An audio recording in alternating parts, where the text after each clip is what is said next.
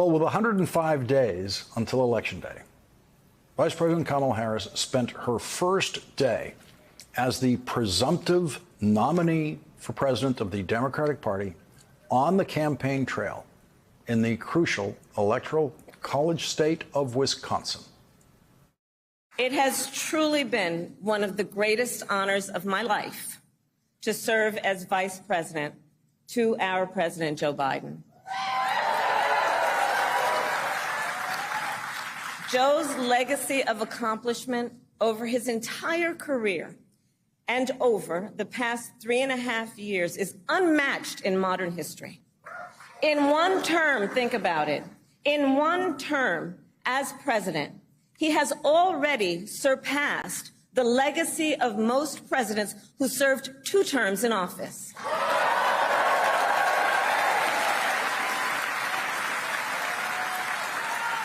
And I know we are all deeply, deeply grateful for his continuing service to our nation. And it is my great honor to have Joe Biden's endorsement in this race.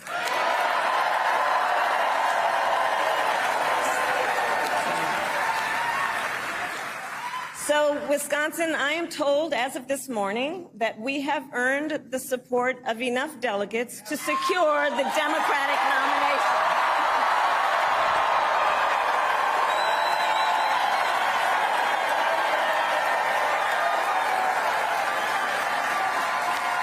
And I am so very honored, and I pledge to you I will spend the coming weeks continuing to unite our party so that we are ready to win in November.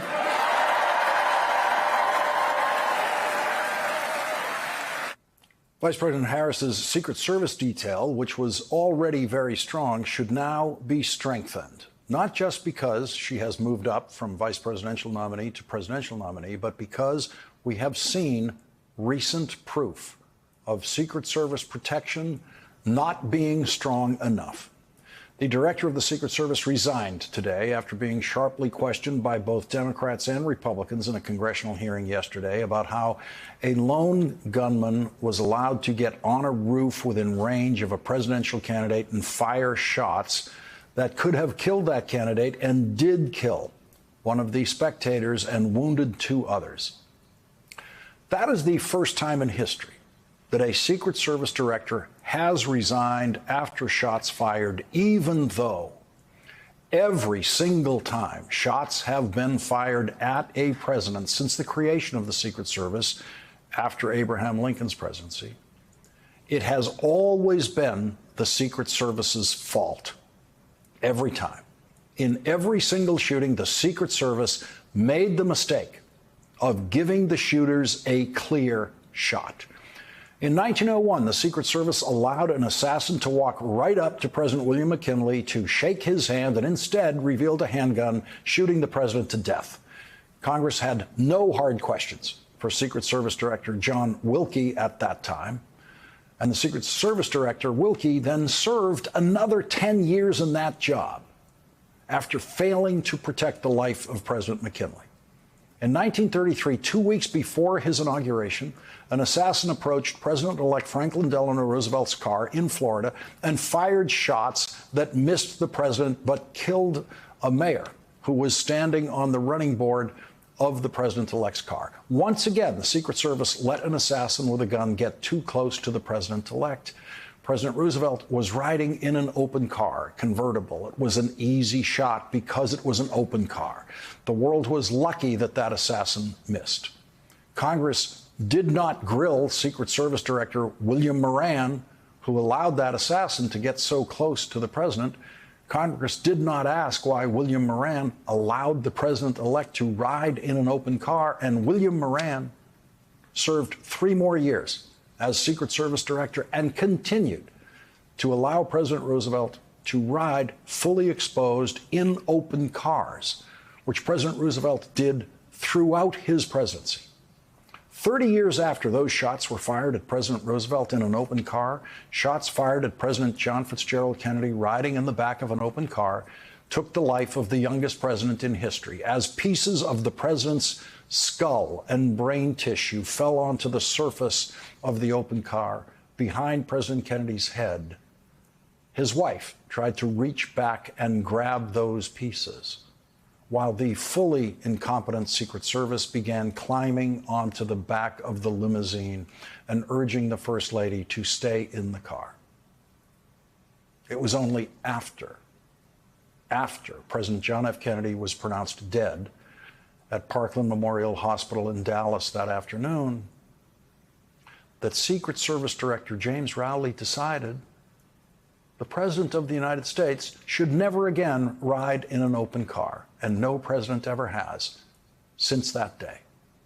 If Jim Rowley had made that decision one day before, American history would be so much less tragic.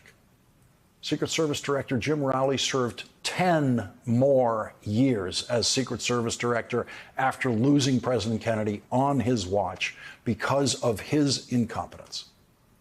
President Kennedy's younger brother, Bobby Kennedy, was assassinated in 1968 while running for president. The Secret Service provided Secret Service protection to presidential candidates starting the day after Bobby Kennedy was assassinated. Bobby Kennedy's assassin was able to walk up to him very close in a hotel ballroom and shoot him point blank in the head. In 1975, the Secret Service allowed President Ford to be shot twice within 2 weeks at close range by pedestrians just walking up with handguns and shooting at him. Stuart Knight was the director of the Secret Service then. He allowed people with no firearms training to simply get too close to President Jerry Ford and shoot at him. He's the only Secret Service director in history to allow the same president to be shot at twice, but he wasn't finished. He became the only Secret Service director in history to allow 2 different presidents to be shot at. He was still in charge of the Secret Service when the Secret Service allowed another completely untrained and crazed pedestrian with a handgun to walk up and get close enough to President Ronald Reagan to fire shots as the president was entering the Washington Hilton. In that shooting, the Secret Service also allowed the president's press secretary to be gravely shot and wounded. And in that shooting, the Secret Service also allowed a Secret Service agent to be shot, all because the Secret Service and Secret Service directors had not yet figured out how to prevent pedestrians from just randomly walking up to presidents and firing handguns at them. There was no condemnation of Secret Service Director Stuart Knight after the Jerry Ford shootings, 2 in 1 month, or the Ronald Reagan shooting. And he left the Secret Service after 8 years as director. The Secret Service got marginally better after some of these shootings. No more open cars. No more people allowed to just walk up to a president and shoot him. And now the Secret Service thinks they've figured out how to protect Donald Trump at his rallies. The Washington Post reports that the Secret Service today urged the Trump campaign, quote, to stop scheduling large outdoor rallies and other outdoor events with big crowds. But at the outdoor rally in Pennsylvania, the Secret Service failed to do the elementary thing of securing every possible elevated firing position. The roof they decided not to secure, the only roof they decided not to secure, was the roof the murderer used to fire at the candidate and his supporters. It was, as usual, the Secret Service's fault. The Secret Service director was right to resign, but she should not have been the first Secret Service director to resign after shots fired. The new acting director of the Secret Service, Ronald Rowe, is a 24-year veteran of the Secret Service. We can only hope that he will provide the protection that allows this campaign to make it to Election Day, with all of the big surprises being only political surprises. And between now and then, Donald Trump is going to have to get used to hearing this. Before I was elected United States Senator, I was elected Attorney General of the state of California, and I was a courtroom prosecutor before then. And in those roles, I took on perpetrators of all kinds. Predators who abused women, fraudsters who ripped off consumers, cheaters who broke the rules for their own gain. So hear me when I say, I know Donald Trump's type.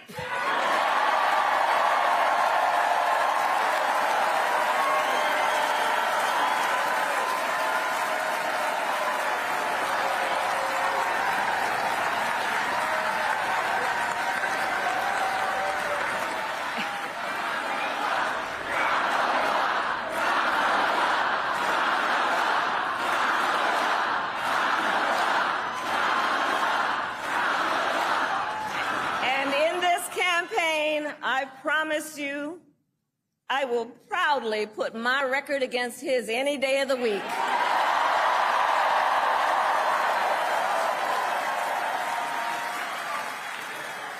As Attorney General of California, I took on one of our country's largest for-profit colleges that was scamming students.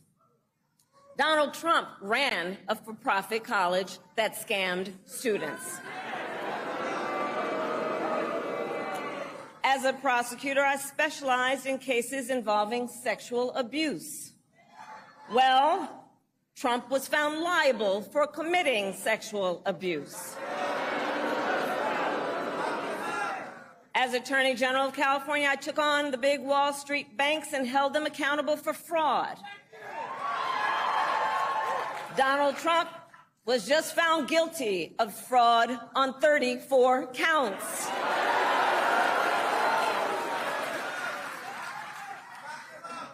But let's also make no mistake, this campaign is not just about us versus Donald Trump. This campaign is about who we fight for. This is about who we fight for. When you've been convicted of 34 felonies, the chant "lock him up" has a different ring to it than when people are chanting it about someone who's never been charged with a crime. Today, more than 350 former national security officials signed an open letter endorsing Vice President Harris, including former Secretary of State John Kerry and former Secretaries of Defense Chuck Hagel and Leon Panetta. The letter says, given her record of leadership on national security as Vice President, there is no question she is the best qualified person to lead our nation as Commander-in-Chief. Vice President Harris would be a strong and effective leader beginning on day one as President. When it comes to handling America's national security, Vice President Harris requires no on-the-job training. In fact, if elected President, she would enter the office with more significant national security experience than the 4 presidents prior to President Biden. This afternoon, Senate Majority Leader Chuck Schumer and House Democratic Leader Hakeem Jeffries endorsed Vice President Harris. President Biden's selfless decision has given the Democratic Party the opportunity to unite behind a new nominee, and boy, oh boy, are we enthusiastic. Since President Biden's announcement, we've seen the Democratic Party swiftly coalesce behind Vice President Kamala Harris. When I spoke with her Sunday, she said she wanted the opportunity to win the nomination on her own and to do so from the grassroots up, not top down. We deeply respected that, Hakeem and I did. She said she would work to earn the support of our party, and boy, has she done so in quick order. Vice President Harris has done a truly impressive job securing the majority of delegates needed to win the Democratic Party's nomination to be our next president of the United States. Today, the White House physician announced that President Biden has tested negative for COVID. Fully recovered, President Biden will address the nation from the Oval Office at 8 p.m. tomorrow. Today, the Congressional Black Caucus endorsed Vice President Harris for president. Our first guest tonight, Congresswoman Joyce Beatty, said this. We say, Mr. President, thank you. Thank you for being on our side.